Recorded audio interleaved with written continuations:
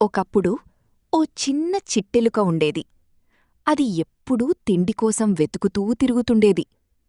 ఒకరోజు అది నేలమీద పరిచిన చెక్క పలకలను గమనించింది. ఇవి కొరికితే లోపల ఏముంటుందో చూద్దాం అనుకుంది.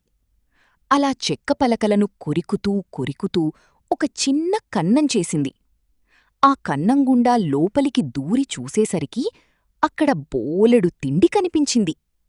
చిట్టెలుక చాలా ఆనందపడింది. ఇంత తిండి మళ్ళీ దొరుకుతుందో లేదో అని ఆశపడి తినడం మొదలుపెట్టింది. తింటూ తింటూ తన పొట్ట నిండిపోయినా ఆగలేదు. చివరికి పొట్ట బద్దలయ్యేంతవరకు తినేసింది. రాత్రయింది. తెల్లవారేక తన గూడు అయిన కలుగులోకి తిరిగి వెళ్లాలనుకుంది. కాని పొట్ట బాగా ఉబ్బరించి ఉండటంతో తాను చేసిన చిన్న కన్నంలోకి మళ్లీ దూరలేకపోయింది. అప్పుడు చిట్టెలుకకు తన తప్పు అర్థమైంది. అతి ఆశ మంచిది కాదు, అవసరమైనంతే తినాలి అని బాధపడింది. నీతి: పిల్లలూ, దొరికింది కదా అని ఏదైనా అతిగా తినకండి. అవసరమైనంత మాత్రమే తీసుకోవాలి.